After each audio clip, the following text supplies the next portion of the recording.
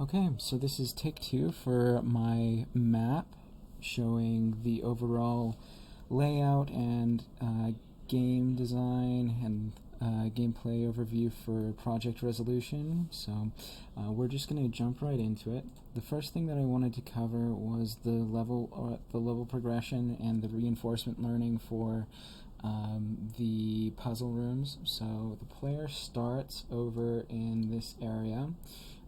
This will be an introductory level for learning how to control the player. So that's this section here is the intro. So that will be there. The first progression will be to come over the first little ravine area and just learn about jumping and moving platforms. This will bring them to the first puzzle room where they're going to be interacting with blocks and portals, and they're just going to get a sense of what's going on with the puzzle interaction. This will allow the player to progress into this puzzle room, which will be another area for reinforcement. So that'll be there. From this position, the player will then move to the second introduction. So this will be the introduction into how blocks and portals work together. So the first area was just about how blocks interact, and this will be how portals and blocks interact to make platforms move. From this area, the player progresses into this zone where it's more of a reinforcement learning. So it's the same concepts, but we're going to be trying to implement them in different ways, involving some pitfalls or some kind of like void areas like over here, and then also the portal. And then we progress down here. This will be covered in the combat section, which is the next page, but for now we don't really need to discuss this. So this will be a mini boss fight, and we're going to get this skill and then come over here. And this is where the player will be tested on the blocks and puzzle interactions, just to make sure that they understand, and then they're going to play over into this area where they are unable to progress this way, so they get a dead end, and so they need to go this way to learn how to use your fire and ice spells. So this will be an introduction into how the day and night characters interact with triggers. So the day character will learn fire spells, and the night character will learn ice spells, and they interact with these triggers. So then they go back and they're able to complete this level now, so that's okay. And now we can progress into this area where we are introduced with a reinforcement stage. So learning how to use the portals and triggers together, and to progress. And from here we put everything to the test. In order to unlock the final boss, boss fight. So that is the essential overview of how the puzzles will work in my game, or the puzzle progression system. The fleur-de-lis over here indicate the progression. So we have introduction, reinforcement, and test. So we have a visual cue here as well.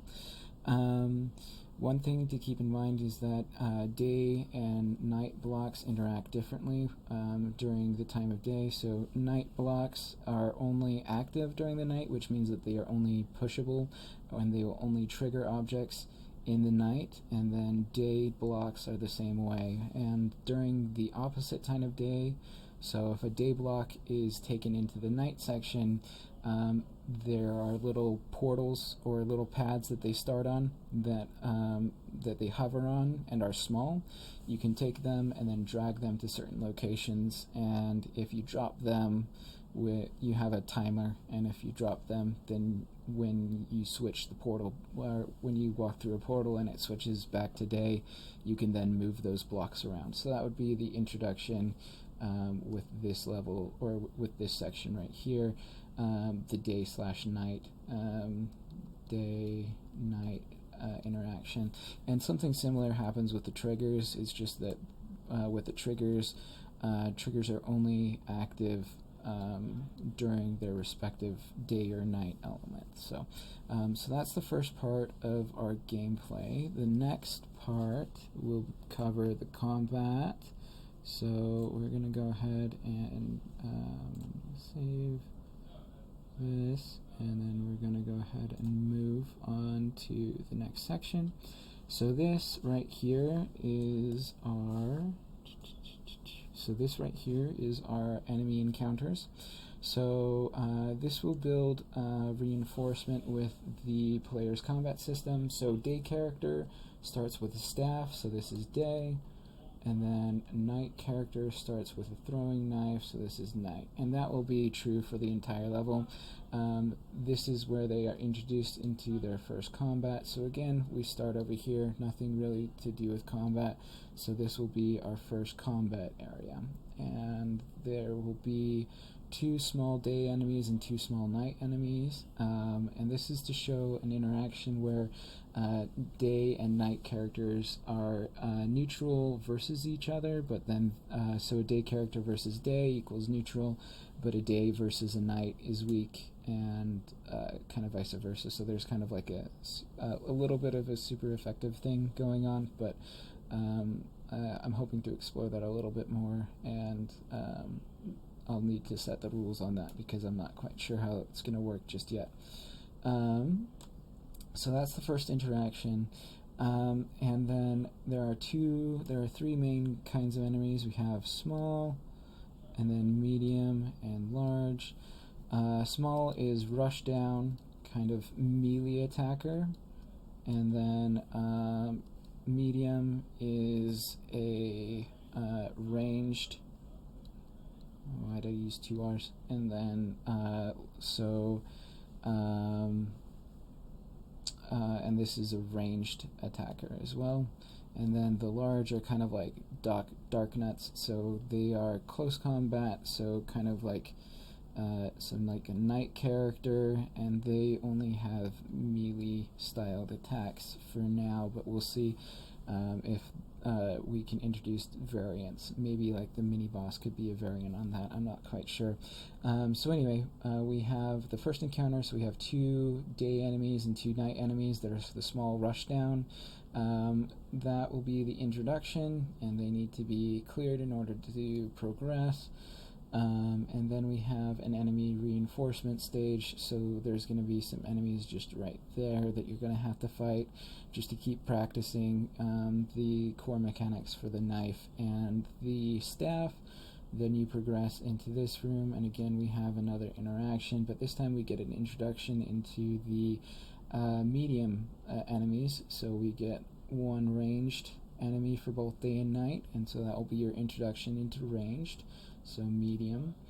And then from here, after that introduction / reinforcement, we're going to continue down here to the mini boss arena, and this will be your first test. So after you beat the mini boss, you unlock the skill to switch worlds at will, so jump between day and night.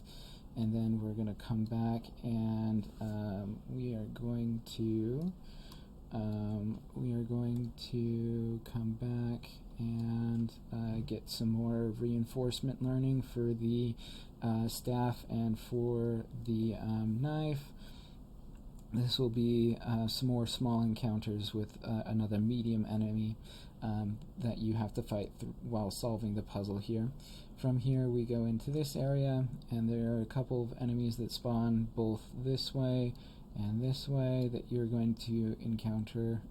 The first time through, you're just fighting your regular enemies, and then the next time through you are introduced to the concept of fighting with both your staff, your knife, and fire and ice spells.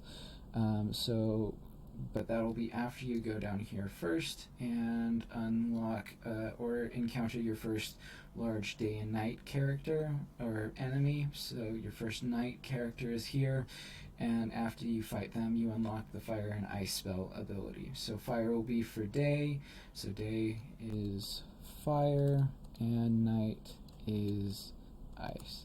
And then after we go here, then we can come back and get some reinforcement for that learning, and also we're going to be solving the puzzles with the fire and ice triggers like we mentioned before. And then this whole run right here is going to be one giant gauntlet testing your metal, your understanding of the fire and ice MP, and your ability to use portals to switch in combat, or the world hopping mechanic to switch in combat. And then we have the final boss encounter here. So after you unlock or complete the final puzzle, you're going to be tested on all of your combat training, and fight to beat the boss. So the only other thing that I haven't really touched, because I didn't have I didn't know if it was necessary to have an entire page devoted to it, but it's the platforming. So platforming, there's only a couple of most everything stays the same. There's not anything that really gets introduced besides the jump and the moving platforms. There's going to be vertical platforms that are introduced here, but then most of the puzzle and platforming elements are combined only to kind of single out the fact that triggers can change the dynamic of the way that you solve a puzzle room with moving platforms involved. So if you move a block so that you can make it get a platform moving, that will then allow you to have access to solving the next part of the puzzle, essentially. So, but other than that, the platforming is really based on the core mechanic of jumping, so I don't think that there's a lot that needs to be explained there. What really needs to go and happen is just that I optimize my level layout to allow for to take advantage of the platforming element. And I guess there could, so I think that is everything. I think that those are the core mechanics, so I think that we are good to go. You're always welcome to give me feedback, and let me know if I didn't quite cover things the way that you would have liked. But for now, I think we are good. So thanks, Marty, for listening, and I hope that this was closer to what you were looking for.